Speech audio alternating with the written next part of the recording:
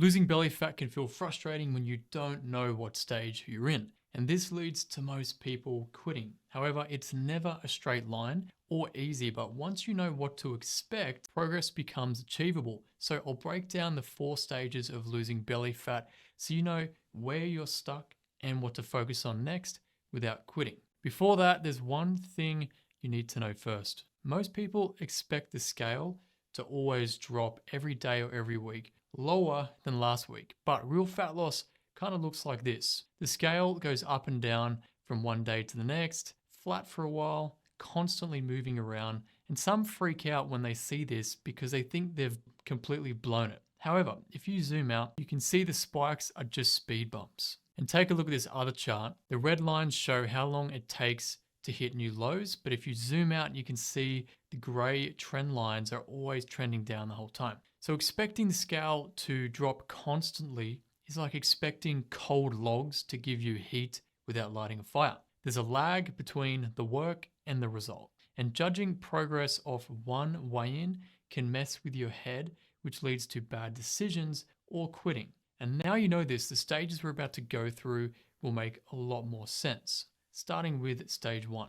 Most men start fat loss right here, and honestly, this phase feels great. You clean up your diet a little bit, you move a bit more, train a few times a week. Suddenly, the scale drops fast. Your clothes feel a bit looser, you're feeling motivated, and like everything is working perfectly. But here's the part that most aren't ready for. Most of the weight you lose in this first phase is not fat. It's 4 to 8 pounds or 2 to 4 kilos of quick and easy weight loss, which happens because 1 gram of glycogen binds to 3 grams of water.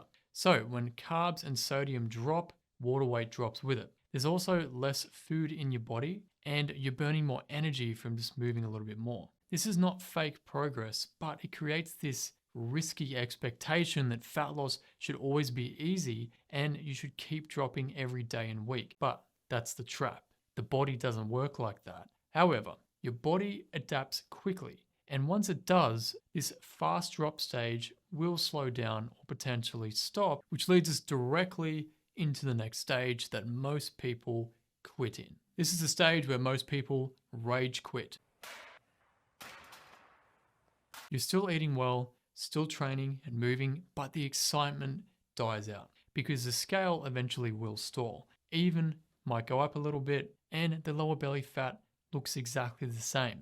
And this is where that doubt starts to kick in. And once you've got the doubt goggles on, your brain goes looking for problems that aren't there. You start questioning individual meals, like whether that one slice of bread or a handful of crisps ruined everything for you. You start eyeing off special cardio that claims to burn belly fat strictly here, or supplement ads suddenly catch your attention like some special magical ingredient that's been hidden for centuries. Melts belly fat while you're asleep, and all the famous biohackers and actors have been using it to shave 37 years off their appearance. You might compare yourself to when you were 21, or wonder if the fat gene is running in your family. Or maybe you have the testosterone of an orangutan. But what's actually happening is far less dramatic. Stage 1 is done, so your body is now adapting. Your body doesn't know that you're trying to lose fat. Only your mind knows this. It just knows that food is lower and activity is higher, so it gets slightly more efficient as you get lighter and fitter. And this adaptation often shows up as water retention, especially around the belly. So fat can still be coming off from your limbs, face, neck, whatever, and your back, but the scale and mirror don't immediately show it. So people start to self-sabotage because emotions take the wheel. Some play diet hopscotch with different extreme diets and blow thousands of dollars on bullshit supplements, or they triple their cardio hoping that something will finally work by throwing all the shit at the wall, is what kills long-term progress, because you're not letting the fat loss process work, and instead you're looking for fast results instead of surrendering to doing the reps, right? Getting lean is hard for almost everyone, but trying too hard is like trying to change too much all at once. And this stage isn't about reinventing the wheel, it's just about keeping that wheel turning. And so if your inputs stay consistent, then the outputs will catch up to you. And here's what I wish someone told me before I figured all this out. Don't promise results by a certain date to anybody, including yourself. But do promise to do the minimum work required each day and each week. If you can get past this hitting the wall phase without changing everything, then you'll move into stage 3, where patience and effort starts to pay off. Here's where the true fat loss pace kicks in. Between that 0.25 to 1 kilo or half a pound to 2 pounds per week of weight loss, which will fluctuate ongoing.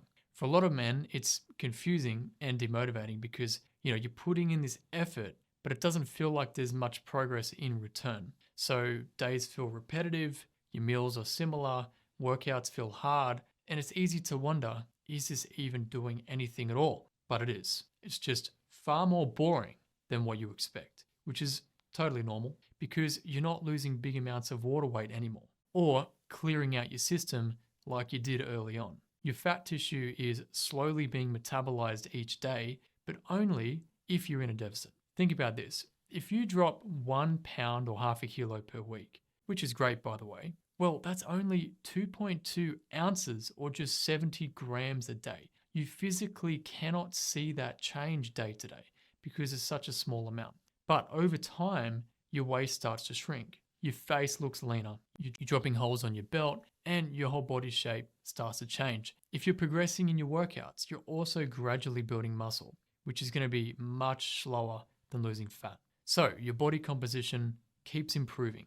And that's why only watching the scale here is a big mistake because you're missing out on the progress that you would see in your before and after pictures or your progress pics and also all of your body measurements like your waist, chest, and arms and legs. Not daily, but over the weeks and months, right?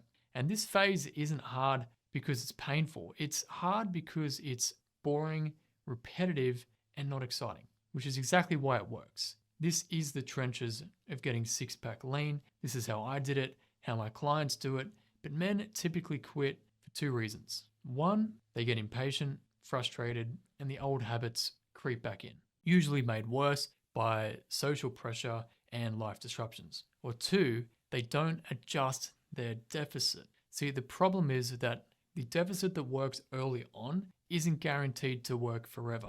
As your weight drops and your fitness improves, your body becomes more efficient and your BMR naturally reduces slightly. So the deficit can shrink a little bit, but when you stay consistent through this phase, soon people will start asking you, what are you doing? They want to know your tips, your diet plan, and you might feel a little bit reluctant to share it because you know that they won't understand the game yet. Then you realize you're actually close to this final stage, which is also the one that people completely fuck up long term. This 4th stage is where most people blow all their time and effort. Not because fat loss suddenly just gets harder, but because the goal disappears. When you finally look a little bit leaner with a flat belly, some muscle definition, your clothes are fitting normally, and people are complimenting you, you can feel like, I've made it, I'm done. But that's when the structure starts to crack, especially under pressure. Steps get skipped, portions creep up, snacks after dinner become normal again. Training feels optional instead of automatic. You feel like you've crossed the finish line when you haven't. And so it's not one big fuck up. It's small slip ups. Then life throws one curveball, work gets busy, stress spikes, family priorities, and suddenly everything crumbles like a half-baked cookie. The truth is, you're still undercooked in the process. The part that nobody prepares you for isn't the plateaus or adjusting calories, that's easy. It's your identity shift. For months and maybe years,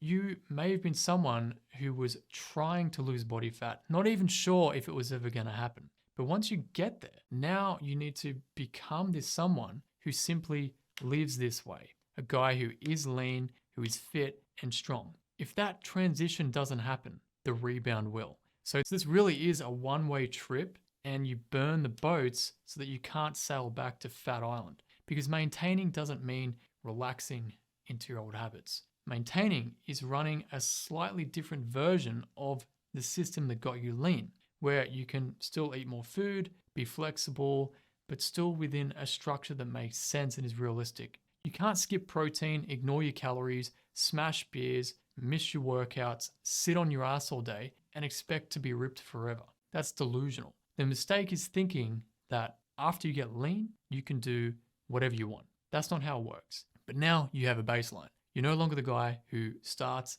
and stops losing fat because you've embodied this lean version of you. You don't panic if the weight creeps up. You simply adjust things because now you're in control of the ship. The real win is not getting lean once. It's never having to do it again and again because you've let go of that old you and you've invented a new identity. So none of these stages are about motivation or overhauling your entire life. It's about knowing what stage you're in and what to focus on without panicking or trying to rush the process. If you want help applying this properly without any extreme dieting or guessing, you can work with me one-to-one using my metabolic recomp method. This is for busy guys who are frustrated or stuck and just want professional help to get and stay lean with a structure that actually fits their lifestyle. To learn more about that, tap the link in the description below this video, then go watch this video next where I will show you what body fat percentages actually look like for men.